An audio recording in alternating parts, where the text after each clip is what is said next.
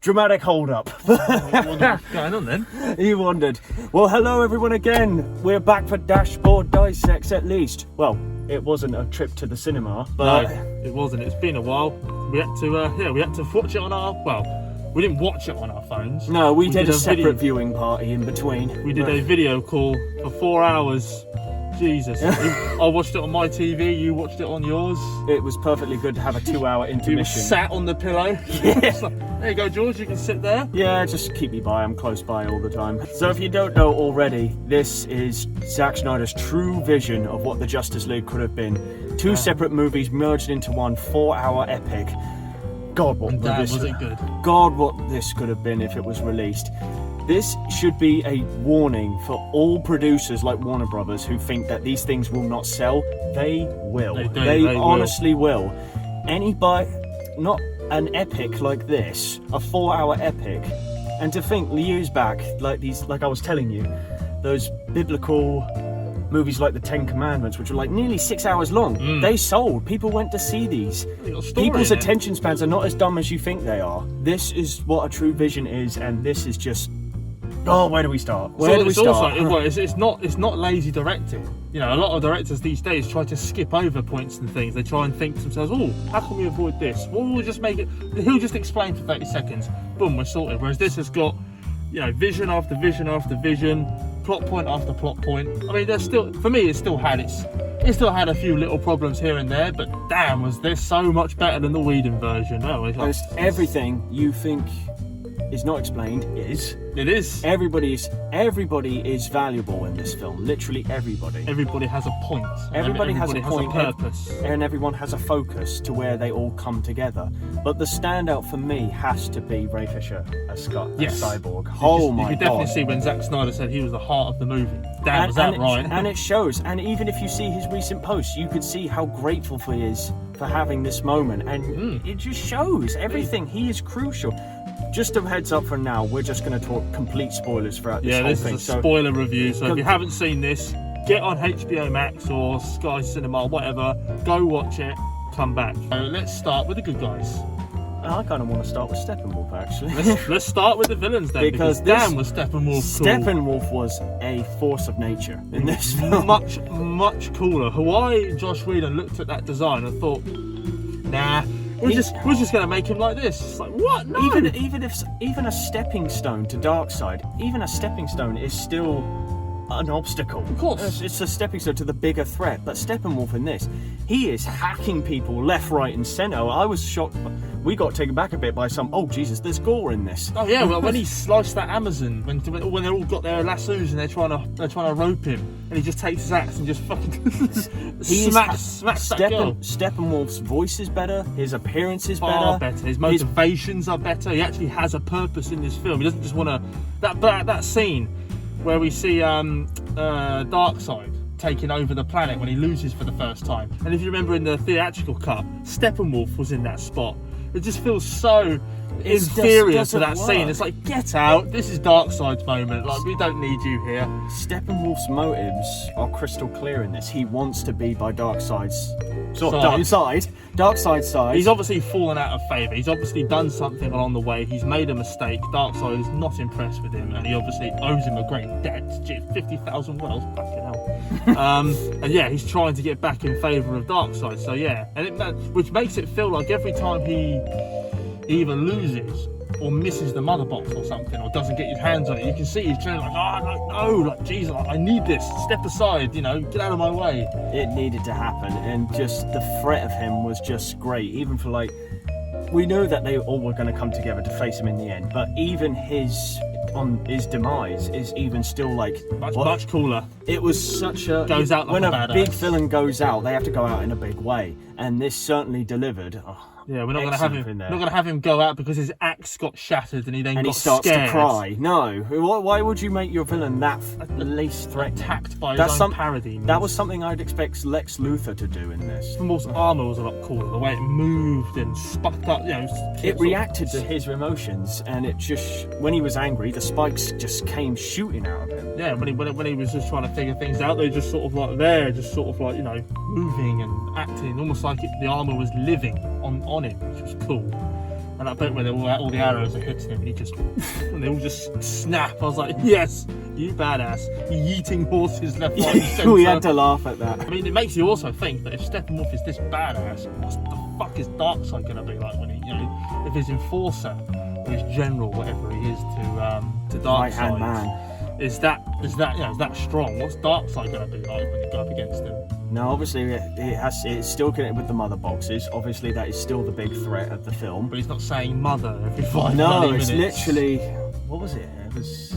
He hardly says it this time. No, it's barely like 3 times he may have says it. He's not crying out for mother all the time. That's what's creeping me out in the theatrical. It's just constantly, it's just mother this, mother that. You're not worthy to touch mother. And I was like, stop it. Now for the Justice League. Now for the actual League members themselves. Batman's crusade to get them all together.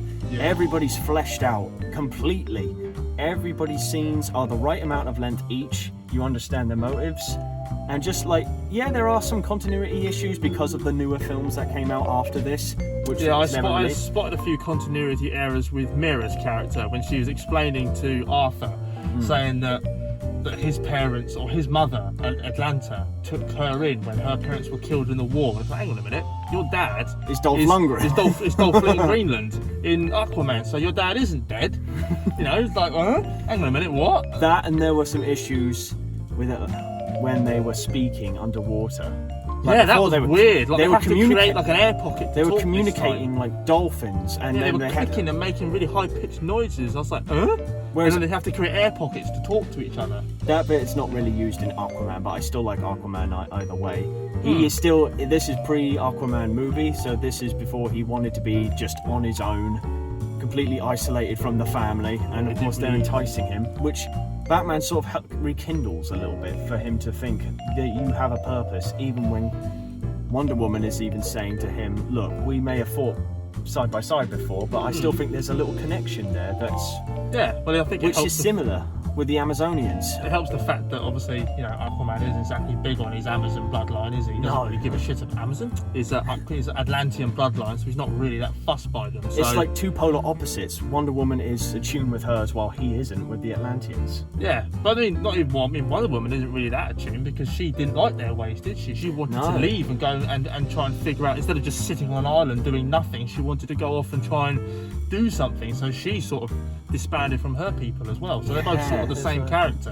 One question I have to ask is, did you prefer Flash in this film? Because this guy hated the theatrical version of Flash. Not a big fan of Flash. Did he win you over? He was better. He was still annoying at times. He's still the awkward mess that he is. Yeah, but I definitely enjoyed him a lot better. He had much more to contribute. You could almost see how smart he was as well. When they were talking about the mother box, trying to figure out how it works, how it turns. Yeah, so whatever it absorbs, it can almost redisband or something. It does whatever its masters will it to. But anyway, Barry knows he is a key to making it power up. Yeah, and he also is involved in the discussion. He's not just, in the theatrical cut, he's just, when he gets into the Batcave, he's running around like a fucking little kid, sitting in the Batmobile, running around like a twat. And it was generally just, and all the stupid lines that Whedon gave him to try and make him funny just didn't Very land. Marvel-esque, the original version. Whereas in this version, he's more grounded. He fits better for me. He's actually switched on, and he's not just one big joke.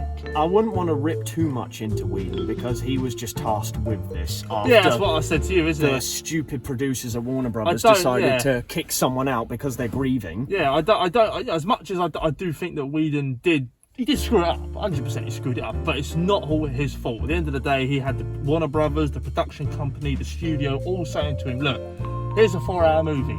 Cut out 2 hours of it because we want it to be 2 hours. For example, there's a scene with Cyborg where he's in that almost in a sequence where he's discovering his powers, and he helps that woman. He watches this poor woman that's obviously struggling with life, trying to raise her son. Oh, that single mother. We were wondering. I was curious about that because it looks at first like he's just stalking people. Yeah, like he's just like, I have all the power in the world, with the monologue behind him.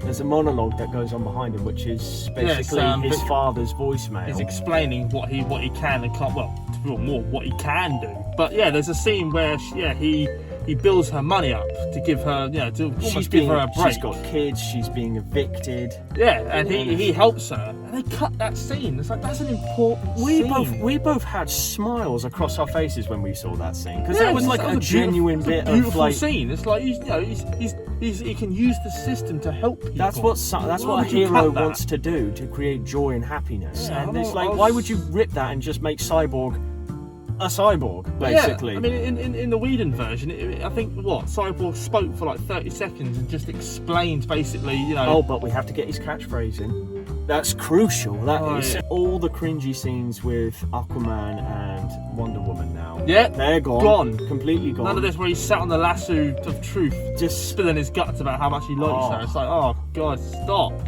There's no Flash freaking out when he sees Steppenwolf and Flash the actually fights people in this movie, and it's not that stupid push. Well, he actually does push one. He does push one, but you see it. He doesn't just tell you as a reason. Attack. He doesn't tell you just to be like the butt of a joke. Yeah, in the theatrical version, he's like, I don't like bugs or big things or anything. I just push things and run away. Yeah, it's just like that's not a joke.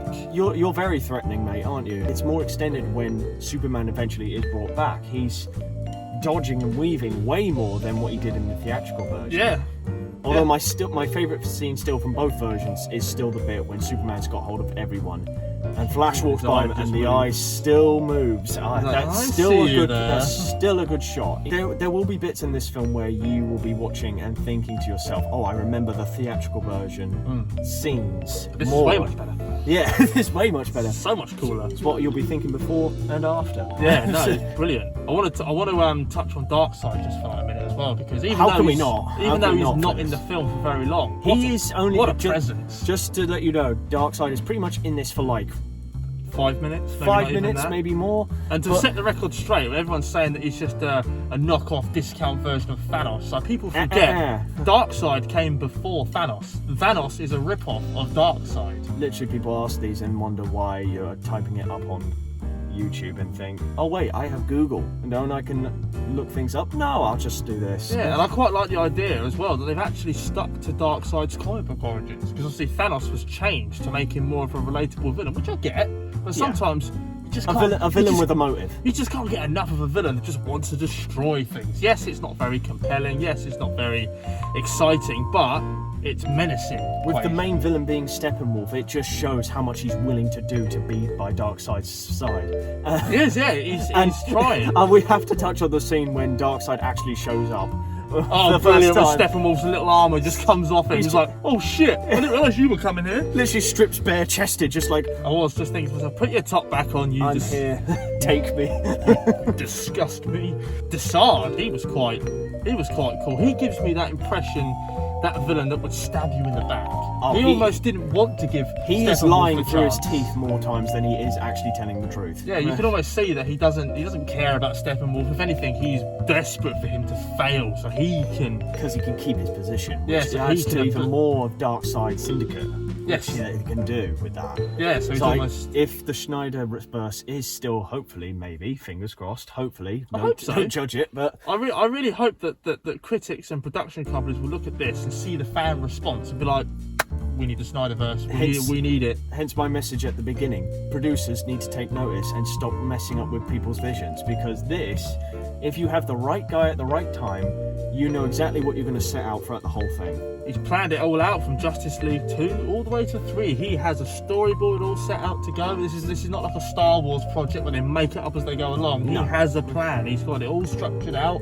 It's all. I reckon it'd be awesome to see. If there's one thing from Marvel that you could have taken, why couldn't it have been the preparedness? Yes. Why couldn't it have been that? Why not take...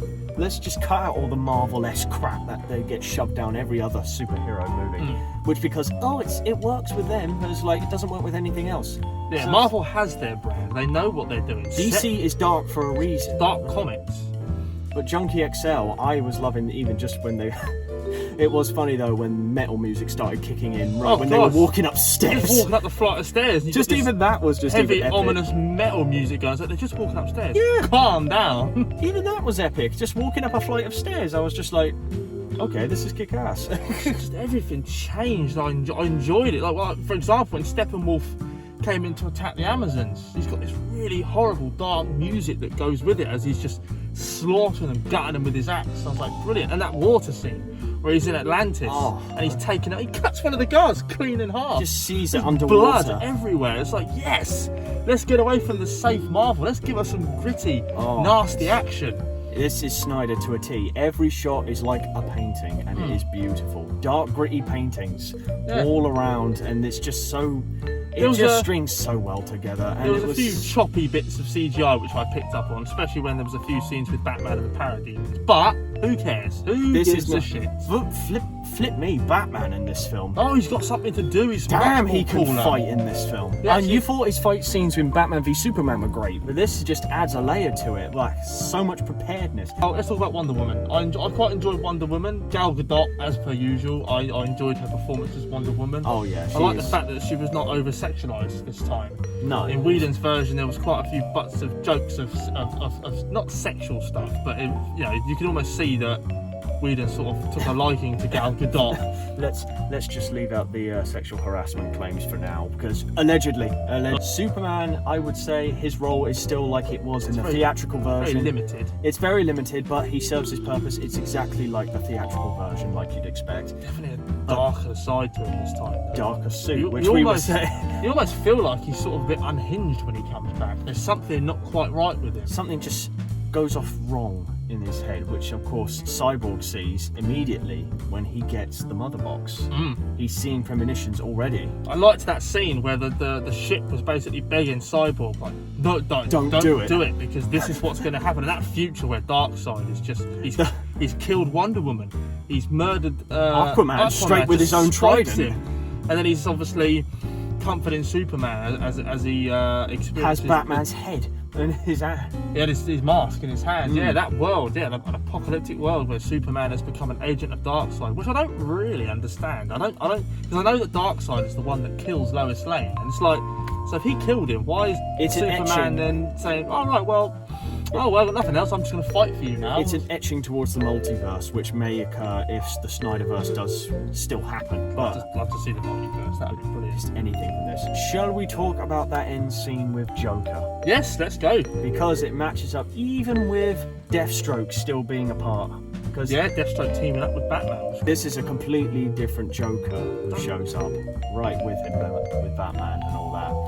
I liked what he was saying, the contrast of basically saying to him, like, you know, like, end of the day, how many more lives are you going to sacrifice? What more are you going to destroy before you have the balls to sacrifice yourself, instead of letting everybody, almost like a Tony Stark type reference. Yeah. Why are you, not one to cut, not one to lay over the wire while other people go over. You just cut the wire. But there's the line which he delivers about how many deaths will you bring, and then he mentions Harley Quinn's death, and I was thinking, whoa, they both have each other's number, and Joker's just got the card of truce in his hand, which is a Joker card, but it shows how much they need one another. Even if they're facing one another, they're polar opposites. They know that times like greater than them, they need anybody they can get. Yeah, and obviously Batman and Joker are not afraid to say how they feel to one another, so I think that sort of helps it, which is quite funny. And can I talk about the look of Jared Leto's Joker in this? He looks way more creepy now with this. Yeah, it looks like his mouth is busted up. Like it looks like he's almost he's had probably has.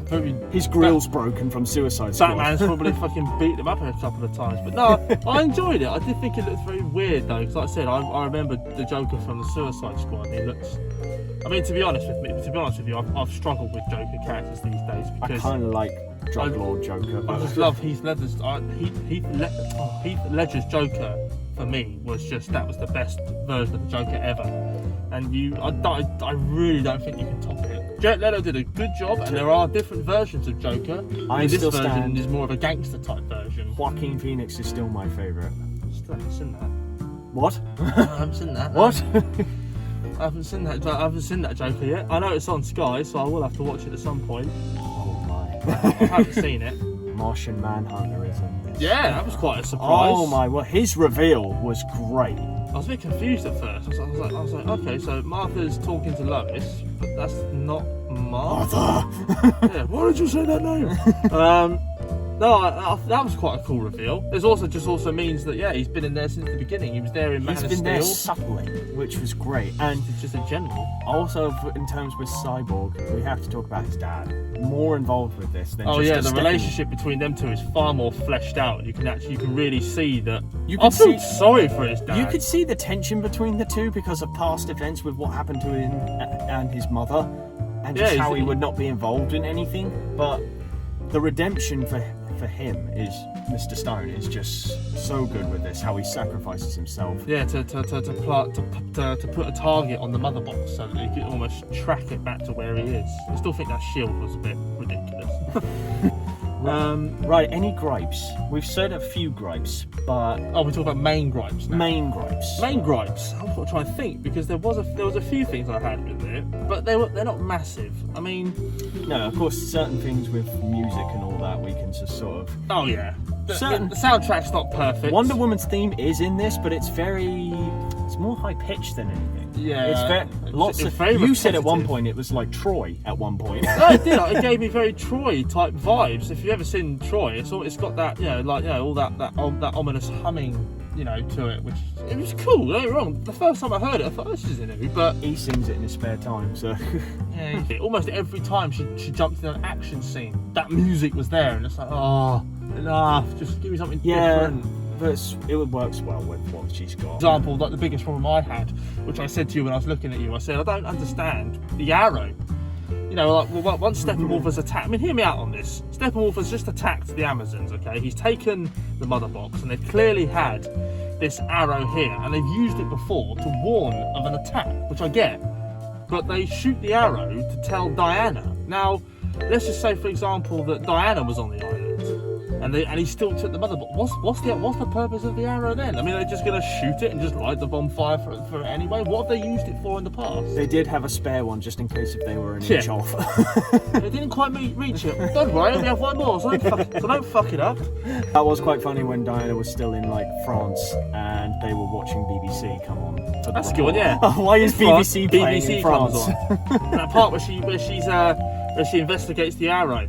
And she jumps down and she lands in full-blown high heels. It's like, Jesus, like... Get the people from Jurassic World coming and it's like, you can't run in high heels. No, I can't run, but I can fucking land. I can fucking jump. My ankles didn't break and neither did the shoes. I'm very excited to see where this could go, because now that Darkseid has basically just said, look, we're gonna use the old ways. We're gonna walk there. We're gonna walk. They're gonna summon the ships. Basically, what he was saying was he summoned the Armada. So we're gonna go back again. It also did make me laugh. I think to myself, when Darkseid tried to take the world on his own the first time. He got his ass kicked, and he's like, and when Steppenwolf says, this is the planet that fought back. This is where. It's almost like, did he forget where he left his mother boxes after he fucked off? Did he just sort of think to himself, now where did I leave those? Where was the last planet I went? Oh yeah, Earth. And I also don't understand, I think my biggest gripe I have was when they're explaining about why the mother boxes didn't awaken and call to Steppenwolf before when Superman was still alive. Basically giving the illusion that the only reason that Steppenwolf and Darkseid haven't been back to the planet is because Superman's there to protect him. But this war, which the scream at the beginning was an indication of that, this long drawn out scream from the death of Superman in Batman vs Superman. It sort of gave. That was brilliant. Yeah, that was really. That was going on for ages. The whole world felt this death. But I just think to myself that, hang on a minute. So if Darkseid or Steppenwolf didn't attack, or the mother boxes didn't call out because Superman was here, it's like, so this is meant to be thousands of years ago. Superman wasn't even there. It's like, what has he been waiting for all this time? I'm pretty certain if he came back in the freaking 1500s when they just had swords and shields, I don't think they'd have put up much of a fight. They would still had that. But I just think I like the idea that they're basically trying to say, look, Superman is dead. Shit's going to hit the fan now. Without this great god protector that's here to protect us, all these other powerful beings that had to come together, including the Green Lantern Corps, which they're still in this, but they're still not as played up as they were before. No, you see the Green Lantern get his ass kicked by Darkseid, which if you think about it, that's quite serious, because the Green Lantern, with that ring, he tried to even go for the ring. He tried to take the ring, before he got an arrow to the chest. You have Ray Potter. He did the voice for Darkseid. You had a menacing voice, man. That was cool. Also, another thing that I enjoyed is all the fillers that they brought in. Like, for example, Steppenwolf interrogating the Atlanteans, trying to find out where the base was. In the theatrical cut, he just shows up. He just finds it. How the fuck did you know where that was? This makes Steppenwolf not only more stronger, more threatening, but also smart as well. Intelligent, yes. He's not a stupid villain. No. Which is great, because a lot of villains in Marvel are quite dumb. They are, and they're dumb to play up for laughs. Yeah. I also quite like that scene where where Stone has got the box and Steppenwolf appears to try and take it, because in the theatrical cut it makes the heroes look stupid. You know, they left the box on the top of a car and Steppenwolf just pops in, takes it, fucks off. But in this one, while Batman's still laying on the ground, something's definitely bleeding. Oh, shut up. This is not the Batman. When Stone takes the box and he goes to use the laser to heat up the core, that scene where he cuts through the doors and comes through the smoke in slow motion, it's like, whoa, what a threatening villain you are. I will say Zack Snyder does use a lot of slow-mo at very unnecessary points, but it's still it works well. It does work well with the action that is given. It's the only reason this is 4 hours long. It's all in slow-mo. Is so slow. Yeah, there are certain bits that's like there's too much. Like, for example, with Wonder Woman in the beginning when she takes out the terrorists, I was like, oh, okay, right, so she's come through the door in slow motion. Okay, cool. But it's sped up quick. And then certain bits, blimey, when she even takes out that one guy, throws his face into the bloody wall. Oh, brilliant, yeah. Face mid-war. But I liked that because it showed the power of a god. You know, she just got in there, got it done as quick as she can. Gods are quick, gods are hard. That's what you should know. They were in there. But yeah, and then when she jumps out and throws it, that's in slow motion. And when she comes back and blocks the bullet, that's in slow motion. And then when she's watching the bullets, that's in slow motion. This bit where she's trying to block it, slow motion. I was like, oh. And then it's like, stop with the slow motion. I like it, but I don't. Stop. I think we should come down to the verdict now, don't you? Yeah. I think this is a definite worth. Otherwise, I think we could be here for a very long time. If you want to start HBO Max with this, fair play to you, because this will just make your day a lot brighter, like it did at the very end. Like everybody else who's seen it. Anybody else who's seen this after seeing the Justice League theatrical version, it will be just a great day for you. Yeah, I mean, fair play if you can sit there for 4 hours straight. Or if you do what we do a 2 hour, at 2 hour mark, do an interval or intermission. And then you can go straight back into it Stick the phones back on charge, because it was rinsing our battery. I looked at my battery like, oh crap, I need to charge this up. And his phone's new. I've got a fast charger for my phone as well, so I was quite happy about that. But sir, I am definitely giving this 5 all day. 5 out of 5. Yeah, 5 fingers and a thumb. Great. I'm going to give it a 4.5, or maybe a bit more than that. I wouldn't say it's particularly 5, just because of small things for me. 4 and a stump. Yes. 4 and a stump. We'll go 4 and a stump. So for me, it's a 4.5, just because there are still some continuity errors and a few bits and bobs where I think, oh really? Which you couldn't have helped. No, but at the same time, damn, is this film so much better than Whedon's version. Snyder's vision can be released. It's out there now. Everyone can see what he had planned, instead of the studio being a bunch of arseholes and taking it away from him because of a personal tragedy. It's like, really? For autumn. Yes, definitely for autumn. Yeah, well autumn done, Zack Snyder. I wouldn't go as far as say it was a genius film, but I do say fair fucking play to the man, because that's not easy to do. And I like the fact he's not a lazy director. No. He's not trying to gloss over everything. He wants structure, plot points. Build up epic. Yeah. That's what I'm saying. Let's release Justice League 2 and Justice League 3, because I'd like to see where this DCEU is going. This needs to happen. I want to see where it's going, because I think it's about time we step away from the safe Marvel, give us some more darker, grittier heroes. This is what the alternative to DC is. This is what they needed, and for them to just go in the direction of Marvel is insane. Yeah, don't try and copy. You need to have competition, yes, but you need to have competition where you can look at it and go, right, what can we do that's better? What can we have that fans love? Yeah. And you just stripped it completely of this theatrical version. What did you think of it? What were you thinking? Well, he's not been out much, really. He's been in there. Yeah, I think you were quite happy to get out, weren't you? Yeah, I think you could just go in here for now. Yeah. See you, son. Wave goodbye.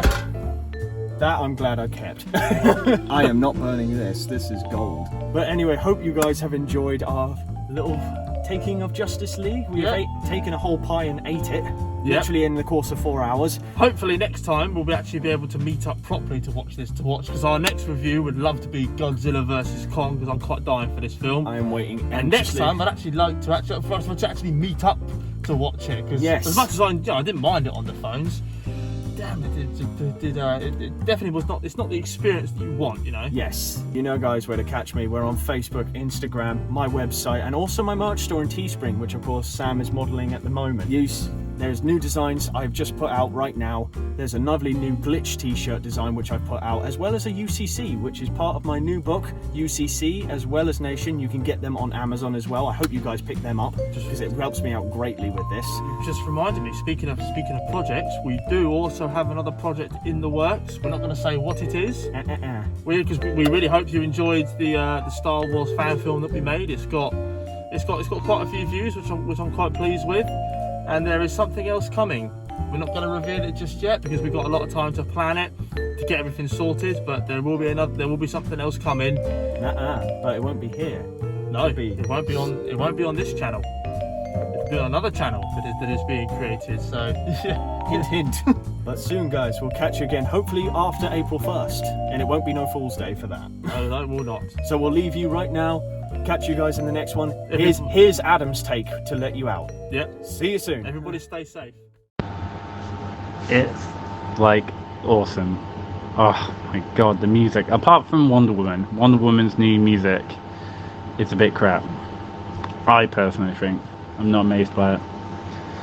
There are some weird, odd soundtrack choices, but it is so much better than the previous one. On Justice League, because remember, this is going to be 2 films. You're watching a 4-hour film that was going to be split into 2, so part 1, part 2. It's amazing.